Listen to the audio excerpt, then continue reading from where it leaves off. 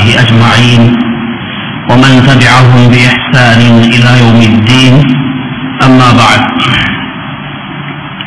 فيقول الله تبارك وتعالى أعوذ بالله من الشيطان الرجيم ولقد خلقنا الإنسان ونعلم ما توسوس به نفسه ونحن أقرب إليه من حبل الوريد. எல்லாம் வல்ல அல்லாஹ்வின் பெயரை சொல்லி இந்த குத்பா பிரசங்கத்தை ஆரம்பம் செய்கிறேன். புகழ் அனைத்தும் அல்லாஹ்வுக்கே உரித்தாகட்டும். அன்புக்குரிய சகோதரர்களே, வாழ்க்கையின் எல்லா நிலைகளிலும் அல்லாஹ்வுக்கு வழிபட்டு தக்வாவுடன் வாழுமாறு முதலில் எனக்கும் பிறகு உங்களுக்கும் வசியத் செய்து கொள்கிறேன். பெருமதிப்புக்குரிய சகோதரர்களே, வாழ்க்கையில்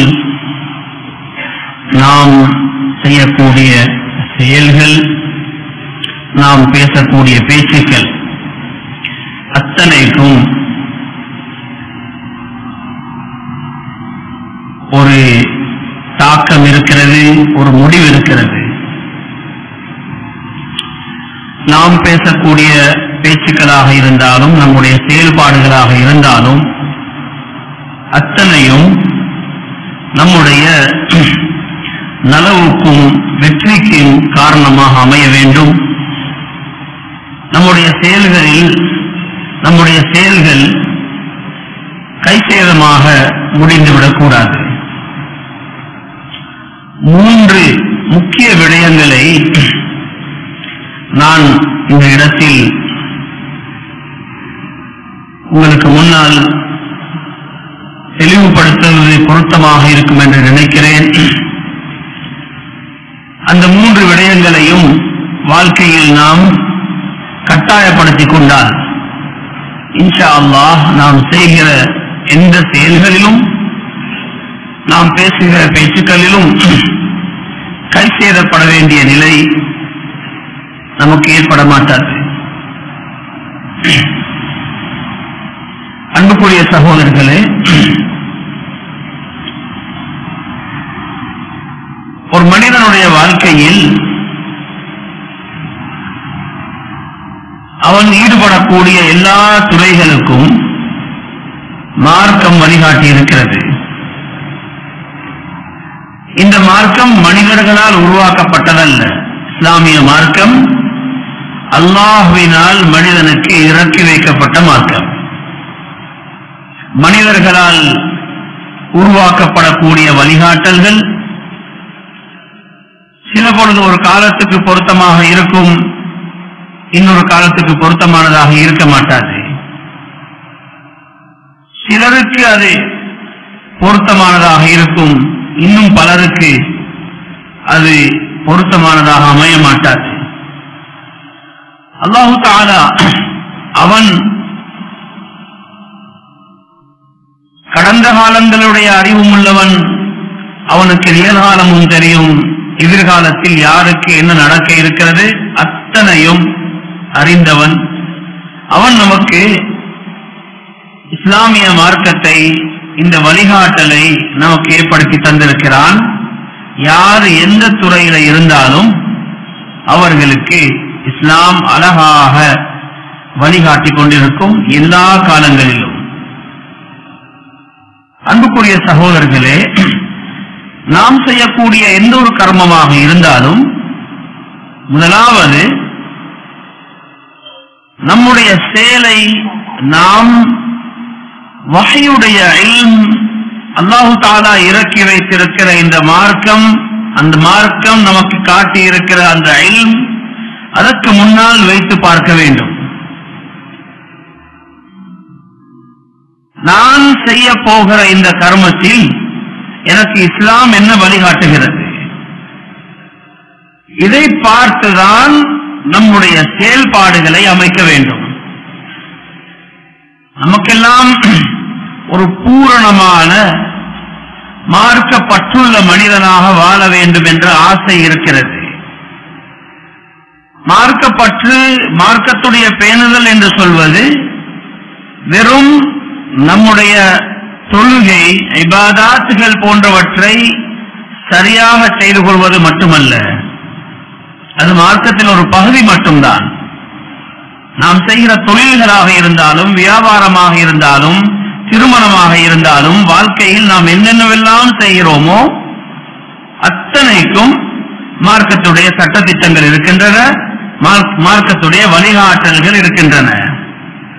சஹாபாக்களிடத்தில் இருந்த மிக உயர்ந்த ஒரு பண்புதான், சஹாபாக்கள் இந்த உம்மத்தில் தெரிவு செய்யப்பட்டவர்கள், முழுமையான தீனை பின்பற்றியவர்கள், பின்வரக்கூடியவர்களுக்கு முன்மாதிரியான ஒரு வாழ்க்கையை வாழ்ந்தவர்கள் சஹாபாக்கள். அவர்களிடத்தில் இருந்த உயர்ந்த பண்பு இதுதான். தம்முடைய எந்த செயல்களாக இருந்தாலும் அவற்றை மார்க்கம், அல்லாஹுக்கும் அல்லாஹ்வுடைய ரசூலுக்கும் மார்க்கத்துடைய அறிவுக்கும் முன்னால் முதலாவது அதை நிறுத்தினார்கள். ஒரு சில உதாரணங்களை நான் உங்களுக்கு முன்னால் சொல்கிறேன். சஹாபாக்களில் பல தரப்பட்டவர்கள் இருந்தார்கள். கிராமங்களில் இருந்து வந்தவர்கள், நகரங்களில் இருந்து வந்தவர்கள், பல வகையான தொழில்கள் செய்யக்கூடியவர்கள் என்று பல வகையினர்கள் இருந்திருக்கிறார்கள். அவர்கள் எல்லோரும் எப்படி தம்முடைய செயல்பாடுகளை, வாழ்க்கையில் செய்யக்கூடிய அத்தனை கர்மங்களையும் வஹீயுடைய இல்முக்கு முன்னால் வைத்து அதை அமைத்துக் கொண்டார்கள் என்பதை நாம் இதிலிருந்து புரியலாம். கிராமப்புறத்தில் வாழ்ந்த ஒரு சஹாபிதான் அபூ ஸஅலபா அல்-குஷனி ரலியல்லாஹு அன்ஹு அவர்கள். அவர்கள் வந்து கேட்கிறார்கள், யா ரசூலல்லாஹ், இன்னா பிஅர்தி ஸைத், நாங்கள் வேட்டை ஆடக்கூடிய, வேட்டையாடி சாப்பிடக்கூடிய கிராமத்தில் வாழக்கூடியவர்கள். நானும் வேட்டையாடுகிறேன். அஃபீது பிகௌசி வபிகல்பி அல்லதி லைஸ பிமுஅல்லம் வபிகல்பில் முஅல்லம். சில பொழுது நான் அம்பெய்து வேட்டையாடுகிறேன் மிருகங்களை, சில பொழுது நாயை அனுப்பி வேட்டையாடுகிறேன். நாயில் இருவாய் இருக்கிறது, வேட்டைக்கு பயிற்றுவிக்கப்பட்ட நாய், வேட்டைக்கு பயிற்றுவிக்கப்படாத நாய். இந்த ரெண்டு வகையான நாய்களையும் வேட்டைக்கு நாம் பயன்படுத்துகிறோம். ஃபமா யஸ்லுஹு லி, யா ரசூலல்லாஹ், நீங்கள் எனக்கு சொல்லித்தாருங்கள், இவற்றில் எதை நான் எடுக்கலாம், எதை எடுக்கக்கூடாது, மார்க்கம் எதை அனுமதிக்கிறது, எதை அனுமதிப்பதில்லை என்பதை நீங்கள் எனக்கு சொல்லித்தாருங்கள் என்று கேட்கிறார்கள். அல்லாஹ்வுடைய ரசூல் ஸல்லல்லாஹு அலைஹி வஸல்லம் அவர்கள் மார்க்கம் வேட்டைக்கு எப்படி வழிகாட்டி இருக்கிறது என்பதை அவர்களுக்கு சொல்லிக் கொடுக்கிறார்கள். ஹக்கீம் இப்னு ஹிஸாம் ரலியல்லாஹு அன்ஹு அவர்கள் ஒரு வியாபாரி. வந்து கேட்கிறார்கள், யா ரசூலல்லாஹ், يأتيني الرجل يسألني من البيع ما ليس عندي. என்னுடைய வியாபாரத்தில் சில மனிதர்கள் வருகிறார்கள், என்னிடத்தில் கைவசம் இல்லாத பொருட்களை அவர்கள் என்னிடத்தில் கேட்கிறார்கள். எனக்கு இன்ன பொருள் தேவை, இன்ன பொருள் தேவை என்று கேட்கிறார்கள். அது என்னுடைய கைவசம் இருப்பதில்லை. அப்தாஉ லஹு மின ஸூகி ثم அபீஉ, நான் அவருக்கு தேவையான பொருள் என்ன என்பதை தெரிந்து கொண்டு அதை பஜார்ல இருந்து வாங்கி பிறகு அவருக்கு விற்கலாமா என்று கேட்கிறார்கள். சொன்னார்கள், லா தபிஅ மா லைஸ இந்தக், உங்களிடத்தில் கைவசம் எது இல்லையோ அதை நீங்கள் விற்பனை செய்ய வேண்டாம் என்று சொன்னார்கள். ஒரு சஹாபி வந்து கேட்கிறார்கள், யா ரசூலல்லாஹ், الرجل منا يلقى أخاه أو صديقه أينحني له.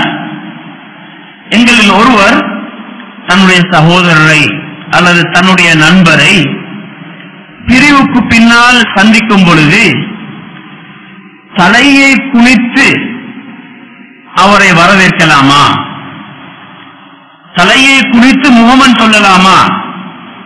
சொன்னார்கள் கூடாது.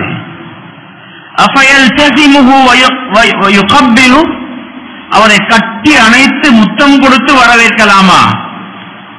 சொன்னார்கள் அப்படியும் செய்ய வேண்டாம்.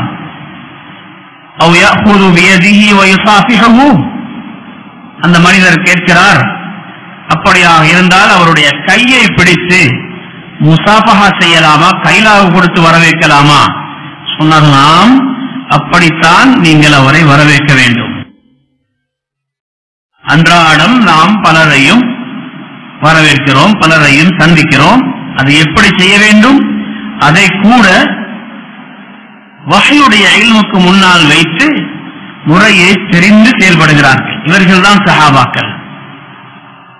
தாரிக் என்ற சஹாபி, தாரிக் இப்னு சுவைத் ரலியல்லாஹு அன்ஹு அவர்கள் கேட்கிறார்கள், வந்து கேட்கிறார்கள், யா ரசூலல்லாஹ், இன்ன பி அர்தினா அஅனாபன், எங்களுடைய ஊரில் நிறைய திராட்சை பழம் விளைகிற ஊர், நிறைய திராட்சை பழம் விளைகிறது. அந்த திராட்சை பழத்தை எடுத்து மதுபானம் செய்கிறார்கள் எங்களுடைய ஊரில், நாமும் செய்கிறோம், அதை உட்கொள்ளலாமா என்று கேட்கிறார்கள். சொன்னார்கள், அதை நீங்கள் உட்கொள்ளக்கூடாது, மார்க்கம் மதுபானத்தை தடை செய்திருக்கிறது. சொன்னார்கள், நாங்கள் அந்த மதுபானத்தை எடுத்து நோயாளிகளுக்கு தேவையான சில மருந்து வாய்களை செய்கிறோம், அதற்கு அனுமதி இருக்கிறதா? நபி ஸல்லல்லாஹு அலைஹி வஸல்லம் சொன்னார்கள், இன்னஹு லைஸ பிதவாயின் வலாகின்னஹு தா, மதுபானம் என்பது எந்த நோய்க்கும் மருந்தாக மாட்டாது, அதுவே ஒரு நோய் என்று சொன்னார்கள். அனுமதி கொடுக்கவில்லை.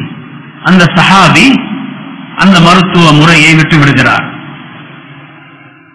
ஒரு மனிதர் வருகிறார், யா ரசூலல்லாஹ், பித்அ என்று சொல்லக்கூடிய ஒரு பானம் எங்களுடைய ஊரில் நிறைய பருகுகிறார்கள், இதற்கு அனுமதி இருக்கிறதா? பித்அ என்பது தேனை பயன்படுத்தி செய்யக்கூடிய ஒரு வகையான மதுசாரம். அதற்கு மது என்று பெயர் சொல்லப்படுவதில்லை. யமன் நாட்டு மக்கள் இப்படிப்பட்ட ஒன்றை மதுபானமாக பயன்படுத்தி வந்தார்கள். அதனுடைய பெயர் வித்தியாசமாக இருக்கிறது. அதனால் வந்து கேட்கிறார்கள், யா ரசூலல்லாஹ், இதை பாவிப்பதற்கு அனுமதி இருக்கிறதா? நபி ஸல்லல்லாஹு அலைஹி வஸல்லம் அவர்கள் சொன்னார்கள், குல்லு ஷராபின் அஸ்கர் ஃபஹுவ ஹராம், போதையை ஏற்படுத்தக்கூடிய எந்த பானமாக இருந்தாலும் சரி, அது மார்க்கத்தில் அனுமதிக்கப்பட மாட்டாது. அவர்களுக்கு வழிகாட்டி விடுகிறார்கள். அந்த கூட்டம் அன்று அந்த பானத்தை உட்கொள்வதை விட்டது. அதற்கு பிறகு அதன் பக்கம் திரும்பி பார்க்கவும் இல்லை. சஹாபாக்கள் இப்படித்தான் தம்முடைய எல்லா காரியங்களையும், தொழில் சார்ந்ததாக இருந்தாலும் சரி, சமூக வாழ்க்கை சார்ந்ததாக இருந்தாலும் சரி, தனிப்பட்ட வாழ்க்கை சார்ந்ததாக இருந்தாலும் சரி, அத்தனையையும் வஹ்யுடைய இல்முக்கு முன்னால் வைத்து தீர்மானிக்கிறார்கள். அன்ன தபீபன் ஜாஅ இல நபி ஸல்லல்லாஹு அலைஹி வஸல்லம், ஒரு வைத்தியர் நபியுல்லாஹி ஸல்லல்லாஹு அலைஹி வஸல்லம் அவர்களிடத்திலே வருகிறார். அவருடைய கேள்வி, அவர் சொல்கிறார், நான் ஒரு நோய்க்கு மருந்து தயாரிக்கிறேன். அந்த மருந்து தயாரிக்கும் பொழுது தவளையின் ஒரு பகுதியை அதில் சேர்க்க வேண்டும். மிஸ்தா, தவளையை கொலை செய்து அதில் ஒரு பகுதியை நான் அந்த மருந்தில் சேர்க்கிறேன். இந்த மருந்தை செய்வதற்கு அனுமதி இருக்கிறதா? நபி ஸல்லல்லாஹு அலைஹி வஸல்லம் சொன்னார்கள், தவளையை கொல்லக்கூடாது, தவளையை கொல்வது தடை செய்யப்பட்டிருக்கிறது. அவரை தடுத்து விடுகிறார்கள். சஅத் இப்னு ரபி என்ற சஹாபியுடைய மனைவி வருகிறார்கள். யா ரசூலல்லாஹ், என்னுடைய கணவர் வஃபாத்தாகிவிட்டார், இருக்கிறது பெண் பிள்ளைகள் மட்டும்தான், ஒரு மகள் தான் இருக்கிறார். அவளை நான் திருமணம் செய்து கொடுப்பதாக இருந்தால் எனக்கு பணம் தேவைப்படும். ஆனால் என்னுடைய கணவர் மௌத்தானதும் கணவருடைய சகோதரர் வந்து சொத்துக்களை எல்லாம் எடுத்துக்கொண்டு போய்விட்டார். நான் இப்பொழுது என்ன செய்ய வேண்டும்? நான் எப்படி நடக்க வேண்டும்? எனக்கு வஹ்யுடைய இல்ம் என்ன வழிகாட்டுகிறது என்பதை அல்லாஹ்வுடைய ரசூல் ஸல்லல்லாஹு அலைஹி வஸல்லம் அவர்களுக்கு முன்னால் வந்து முன்வைத்து அதனுடைய பதிலை எதிர்பார்க்கிறார்கள். நம்முடைய வாழ்க்கையில் இதுவெல்லாம் குடும்ப சச்சரவை குடும்ப பிரச்சனையை ஏற்படுத்தியதற்கு பின்னால் தான் நாம் மார்க்கத்தை நாடுகிறோம். அவர்கள் பிரச்சனைப்படுவதற்கு முன்னால் வஹ்யுடைய இல்முக்கு முன்னால் வந்து தம்முடைய தேவையை முன்வைக்கிறார்கள். சஅத் இப்னு அபி வக்காஸ் ரலியல்லாஹு அன்ஹு அவர்கள் கடும் சுகையினப்பட்டு படுக்கையில் இருக்கிறார்கள். இது என்னுடைய மரணப்படுக்கை தான் என்று அவர்கள் உறுதியாக நம்பினார்கள். நபியுல்லாஹி ஸல்லல்லாஹு அலைஹி வஸல்லம் அவர்கள் நோய் விசாரிக்க வருகிறார்கள். சஅத் ரலியல்லாஹு அன்ஹு சொல்கிறார்கள், யா ரசூலல்லாஹ் பலக பி மினல் வஜஇ மா தரா. எனக்கு ஏற்பட்டிருக்கிற இந்த நோய், இதனுடைய கொடூரத்தை நீங்கள் பார்க்கிறீர்கள். எனக்கு வான ஜூமால், எனக்கு நிறைய பணம் இருக்கிறது, செல்வம் இருக்கிறது. வலா யரிதுனி இல்லா இப்னத்துல் லி வாஹிதா. எனக்கு வாரிசாக வருவதற்கு என்னுடைய ஒரே ஒரு மகள் மட்டும்தான், வேறு யாரும் வாரிசாக வருவதற்கு குழந்தைகள் இல்லை. இப்பொழுது என்னுடைய இந்த செல்வத்தை மூன்றாக பிரித்து அதில் 2 பகுதியை சதகா கொடுத்து விடுவோமோ என்று நான் யோசிக்கிறேன்.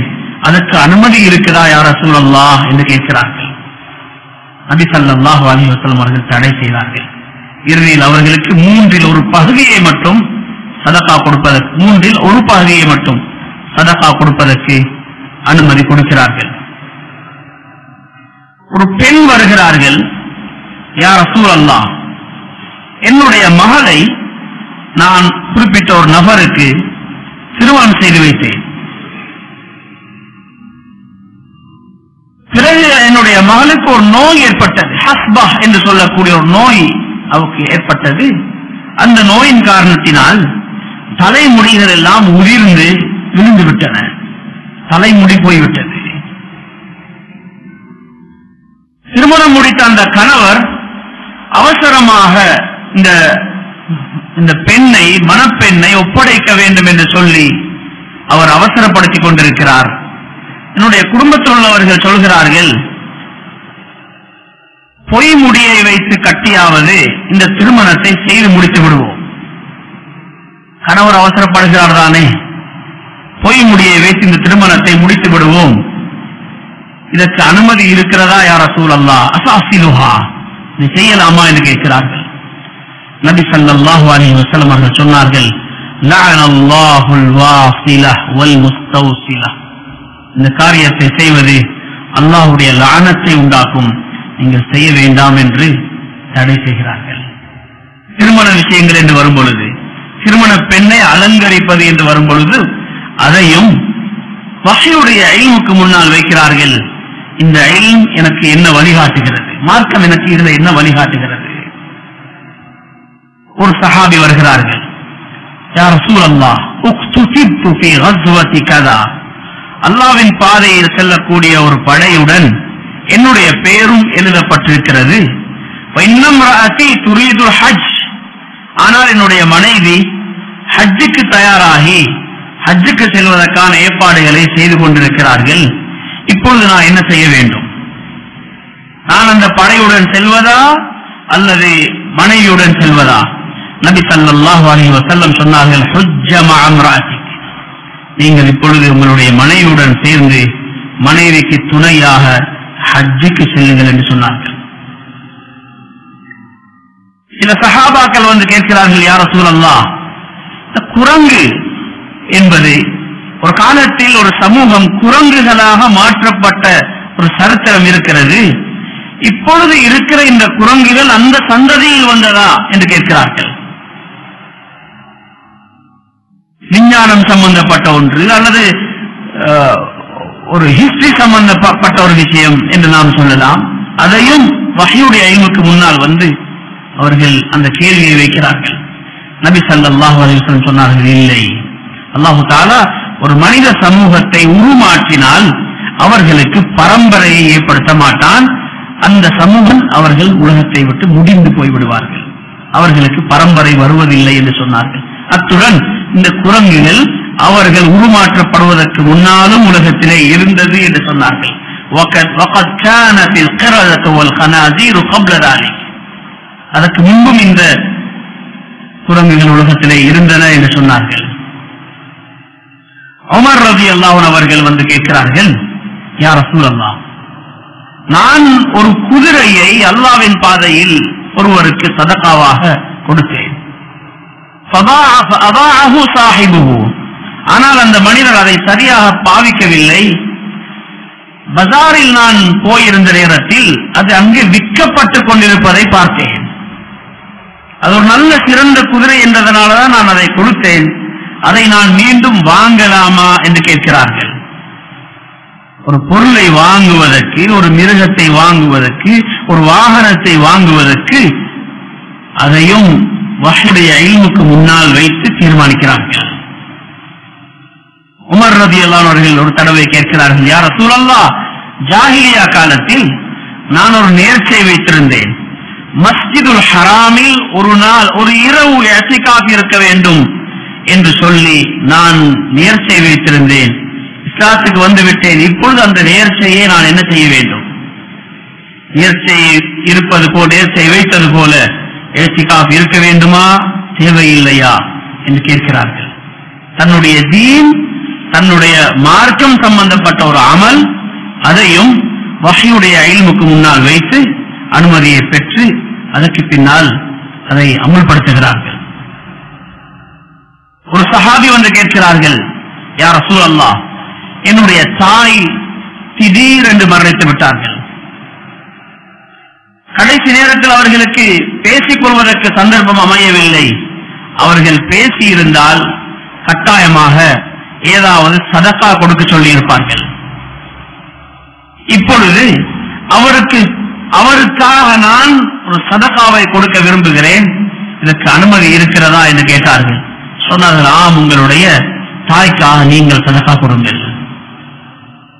அபூ ஜஹலுடைய குடும்பத்தை சேர்ந்த சில நபர்கள் வந்து கேட்கிறார்கள், யா ரசூலல்லாஹ், அலி இப்னு அபி தாலிப் உங்களுடைய மருமகன் ரலியல்லாஹு அன்ஹு அவர்கள் அபூ ஜஹலுடைய மகளை திருமணம் கேட்டு வந்திருக்கிறார்கள். பாத்திமா ஏற்கனவே ரலியல்லாஹு அன்ஹா அவர்கள் மனைவியாக இருக்கும் பொழுது திருமணம் பேசி வந்திருக்கிறார்கள்.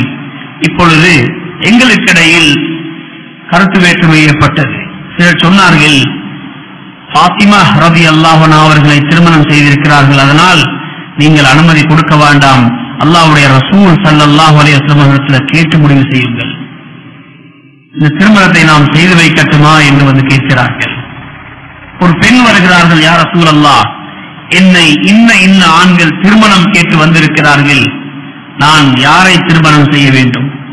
இப்படி சஹாபாக்களை பார்த்தால் நம்முடைய வாழ்க்கையில் அவர்கள் செய்கிற எல்லா கர்மங்களையும் வஹ்யுடைய இல்முக்கு முன்னால் வைத்து தீர்மானம் எடுக்கிறார்கள், முடிவெடுக்கிறார்கள்.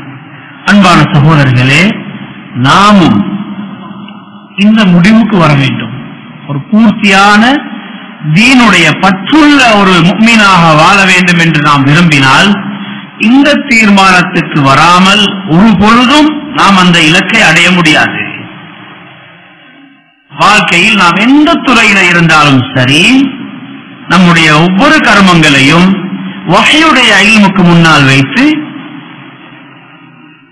மார்க்கம் இதற்கு என்ன சொல்கிறது, என்ன வழிகாட்டல் என்பதை தெரிந்து நாம் அமைத்துக் கொள்ள வேண்டும். இன்ஷா அல்லாஹ் நாம் செய்கிற எந்த காரியத்திலும் உலகத்திலோ மறுமையிலோ கை சேதப்பட வேண்டிய நிலை நமக்கு வரமாட்டாது.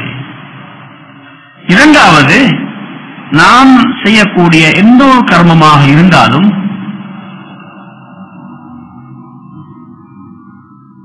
அவசரப்பட்டு அதை முடிவெடுத்து விடாமல் குறைந்தபட்சம் ஓரிரு நிமிஷங்களாவது ஒதுக்கி நான் இந்த காரியத்தை ஏன் செய்கிறேன் என்ற கேள்வியை நம்முடைய உள்ளத்தில் கேட்டு சரியான நோக்கத்தில் அதை செய்ய வேண்டும்.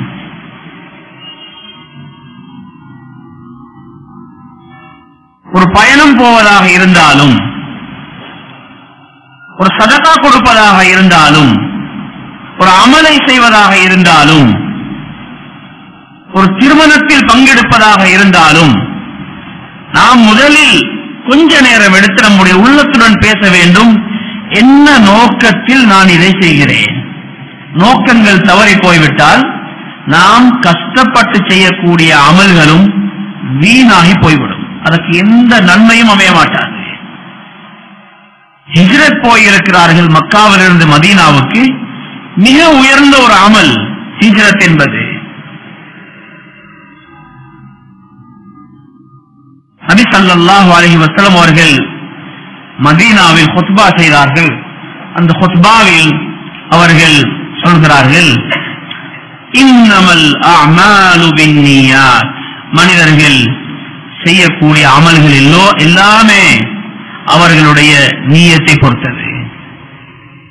யாரெல்லாம் அல்லாஹ்வையும் ரசூலையும் நோக்கி ஹிஜ்ரத் வந்தார்களோ அவர்கள் அல்லாஹ்வையும் ரசூலையும் நோக்கி ஹிஜ்ரத் செய்திருக்கிறார்கள்.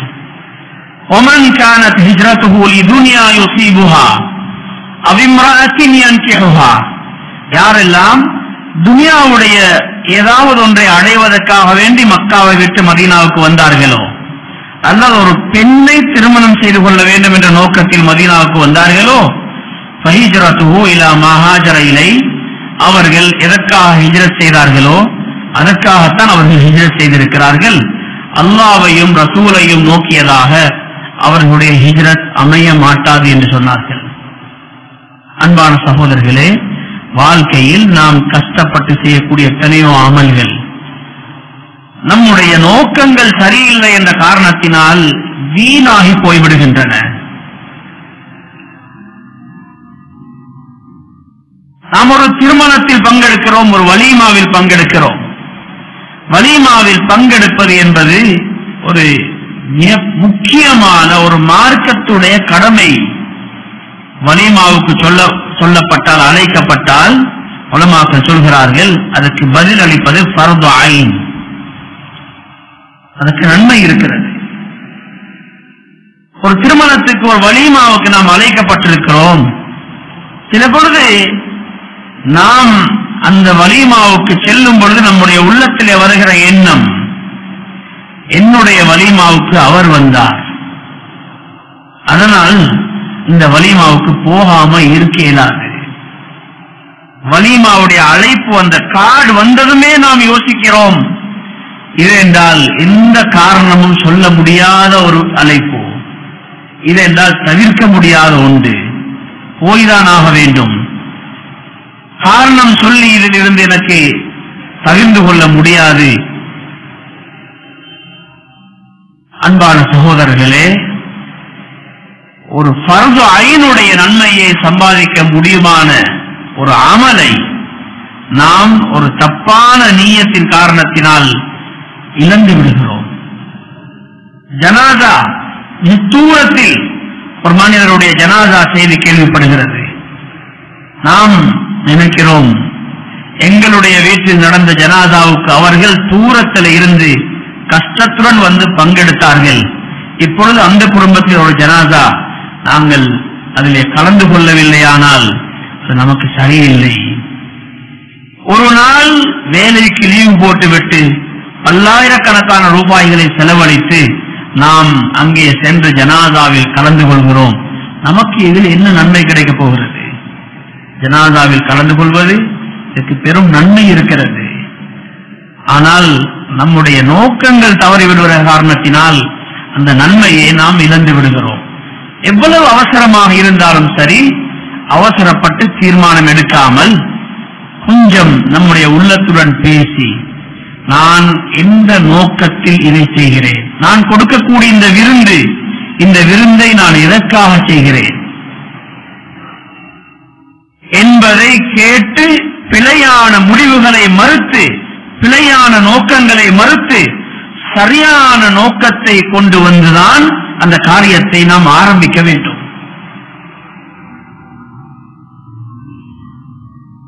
நபி ஸல்லல்லாஹு அலைஹி வஸல்லம் அவர்கள் சொல்கிறார்கள், ரஅய்து ரஜுலன் யதகல்லபு ஃபில் ஜன்னஹ், நான் சுவர்க்கத்தில் ஒரு மனிதரை பார்த்தேன், அவர் மிக சந்தோஷமாக சுவர்க்கத்தில் நடமாடிக் கொண்டிருக்கிறார்.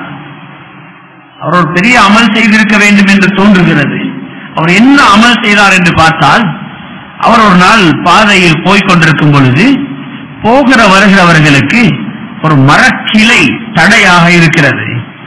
அவர் மனதில் நினைத்துக் கொண்டார், இந்த மரக்கிளையை நான் இந்த இடத்தில் இருந்து அகற்றிவிட்டால் போக்குவரத்து செய்யக்கூடியவர்கள் கஷ்டமில்லாமல் பயணம் செய்வார்கள் என்ற நீயத்துடன் அந்த மரக்கிளையை வெட்டி அந்த இடத்திலிருந்து ஒதுக்கிவிட்டார்.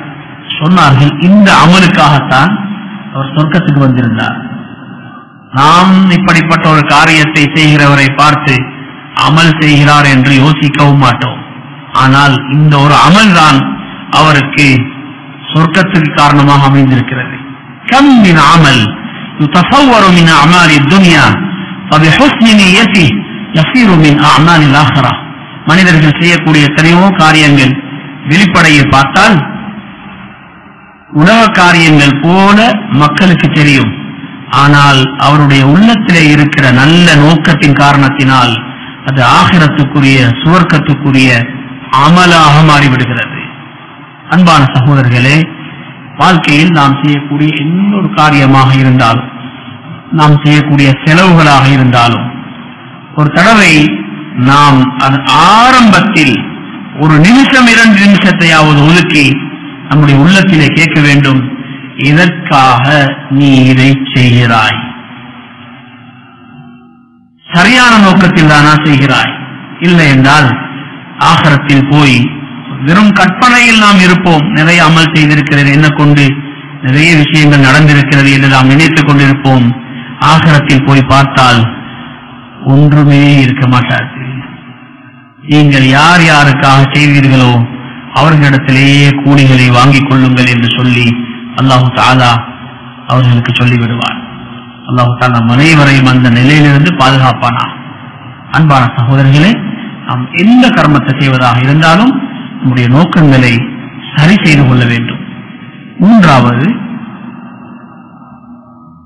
எந்த ஒரு காரியத்தையும் செய்ய நாடிவிட்டால் அல்லாஹ்விடத்தில் நலவை கேட்காமல் அந்த கர்மத்தை செய்யக்கூடாது.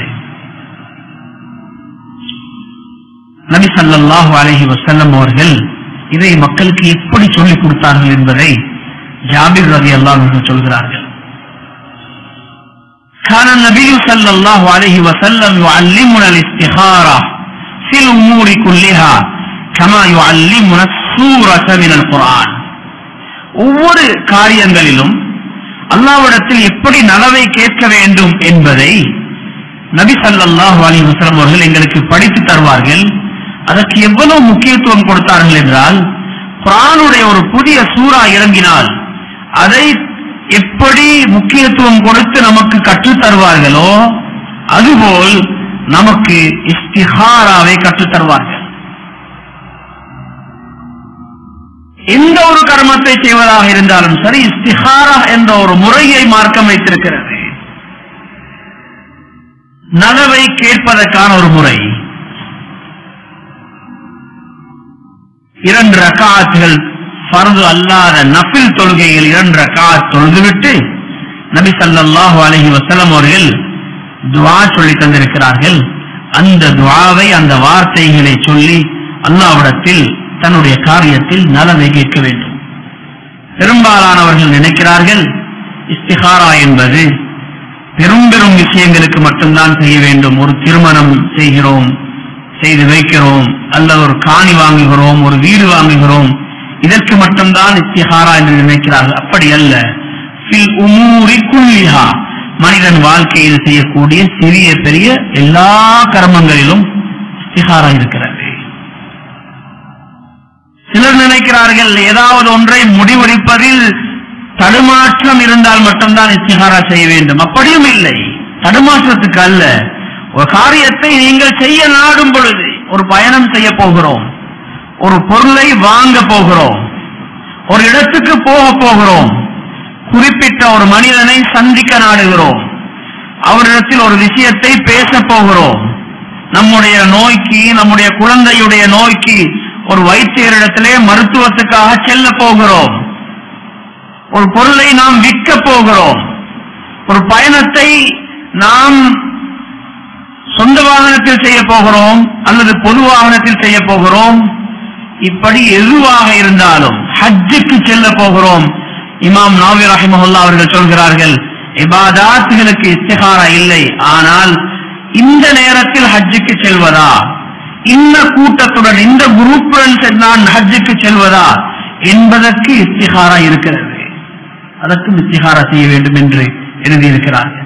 இப்படி நாம் வாழ்க்கையில் எந்த கர்மத்தை செய்வதாக இருந்தாலும் இஸ்திகாரா அல்லாஹ்விடத்தில் அந்த மார்க்கம் சொல்லி இருக்கிற முறையில் நலவை கேட்காமல் நாம் செய்யக்கூடாது. இன்ஷா அல்லாஹ் நாம் வாழ்க்கையில் செய்கிற எந்த ஒரு காரியமும் நஷ்டத்தில் போய் முடிய மாட்டாது, கை சேதத்தில் முடிய மாட்டாது. மன் யுஅத்தல் இஸ்திகாரா லம் யும்னஇல் கைரா. உலமாக்கள் சொல்கிறார்கள், யாருக்கு தான் செய்கிற எல்லா கர்மங்களிலும் இஸ்திகாரா செய்து முடிவெடுக்கிற அந்த பாக்கியம் கிடைத்து விட்டதோ அவர்கள் நலவுகள்ல இருந்து ஒரு நாளும் தடுக்கப்பட மாட்டார்கள். நிச்சயமாக அவர்களுக்கு பெரும் பரக்கத்துகளை வாழ்க்கையில் பார்த்துக் கொள்ளலாம்.